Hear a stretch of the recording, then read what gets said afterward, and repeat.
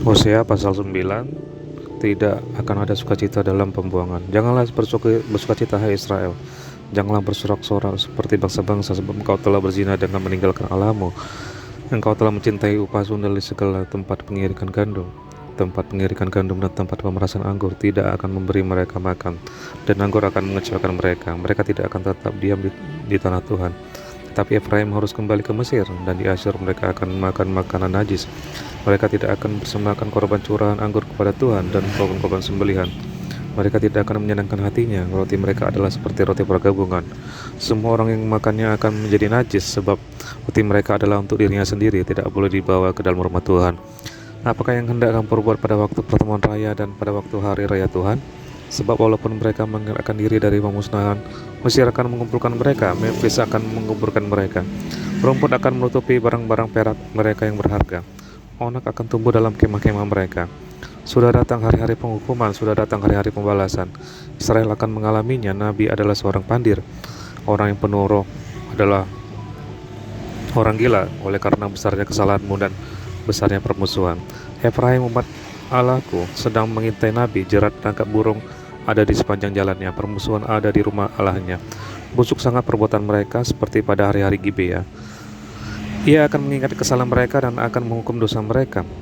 Ayat 10. Akibat ketidaktaatan Israel. Seperti buah-buah anggur di padang gurun, aku mendapati Israel dahulu seperti buah sulung sebagai hasil pertama pohon ara. Aku melihat nenek moyangmu, tetapi mereka itu telah pergi kepada Baal Peor dan telah membaktikan diri kepada dewa keaiban, sehingga mereka menjadi kejijikan sama seperti apa yang mereka cintai itu. Kemuliaan Efraim terbang seperti burung, tiada yang melahirkan, yang hamil dan yang mengandung. Sekalipun mereka membesarkan anak-anaknya, aku akan membuat mereka bulus sehingga tidak ada manusia lagi. Sungguh celakalah juga mereka pada waktu aku menjauh dari mereka. Efraim, seperti yang aku lihat, telah membuat anak-anaknya menjadi binatang perburuan. Efraim terpaksa menyerahkan anak-anaknya kepada si pembunuh. Berilah kepada mereka ya Tuhan, apakah yang hendak kau beri? Berilah kepada mereka kandungan yang mandul dan buah dada yang kering. Segala kejahatan mereka terjadi di Gilgal. Sungguh di sana aku mulai membenci mereka, oleh karena jahatnya perbuatan-perbuatan mereka, dan aku akan menghalau mereka dari rumahku. Aku tidak akan mengasihi mereka lagi. Semua pemuka mereka adalah pemberontak. Efraim telah dipukul, akarnya telah menjadi kering. Mereka tidak akan menghasilkan buah. Bahkan sekalipun mereka melahirkan anak, aku akan mematikan buah kandungannya yang berharga. Lalu aku akan membuang mereka, sebab mereka tidak mendengarkan dia. Maka mereka akan menggembara di antara bangsa-bangsa. Hosea pasal yang 10. Hukuman karena penyembahan berhala. Israel adalah pohon anggur yang riap tumbuhnya, yang menghasilkan buah. Makin banyak buahnya, makin banyak dibuatnya mesbah-mesbah. Makin baik tanahnya, makin baik dibuatnya tugu-tugu berhala. Hati mereka licik, sekarang mereka harus menanggung akibat kesalahannya.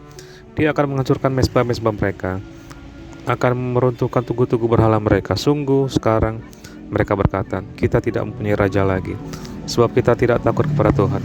Apakah yang dapat dilakukan raja bagi kita?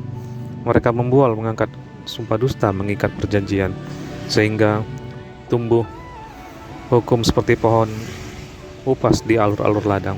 Penduduk Samaria gentar mengenai anak lembu Bet Awen. Sungguh rakyatnya akan berkabung oleh karenanya, dan imam-imamnya akan meratap oleh karenanya, oleh sebab kemuliaannya telah beralih daripadanya.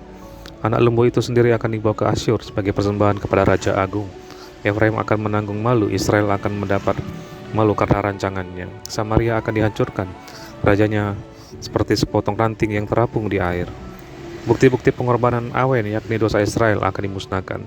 Semak duri dan rumput duri akan tumbuh di atas mesbah-mesbahnya, dan mereka akan berkata kepada gunung-gunung, timbunilah kami, dan kepada bukit-bukit runtuhlah menimpa kami. Ayat 9. Tuhan kecewa terhadap Efraim. Sejak hari Gibea engkau telah berdosa, hai Israel. Di sana mereka bangkit melawan. Tidakkah perang melawan orang-orang curang akan mencapai mereka di Gibea? Aku telah datang untuk menghajar mereka. Bangsa-bangsa akan berkumpul melawan mereka, apabila mereka dihajar karena salahnya yang berganda. Efraim dahulu seekor anak lembu yang terlatih, yang suka mengirik, dan aku ini menyayangi tengkuknya yang elok. Aku memasang Efraim, Yehuda harus membajak, Yakub harus menyisir tanahnya baginya sendiri. Menaburlah bagimu sesuai dengan keadilan, menuailah menurut kasih setia. Bukalah bagimu tanah baru, sebab sudah waktunya untuk mencari Tuhan, sebab Ia datang dan menghujani kamu dengan keadilan. Kamu telah membajak kefasikan, telah menuai kecurangan, telah makan buah kebohongan. Oleh karena engkau telah mengandalkan diri pada keretamu, pada banyaknya pahlawan-pahlawanmu, maka keriuhan perang akan timbul di antara bangsamu, dan segala kubumu akan dihancurkan seperti Salman menghancurkan Bet Arbel pada hari pertempuran. Ibu beserta anak-anak diremukkan. Demikianlah akan dilakukan kepadamu, hai kaum Israel, oleh karena dahsyatnya kejahatanmu. Pada waktu fajar akan dilenyapkan sama sekali Raja Israel.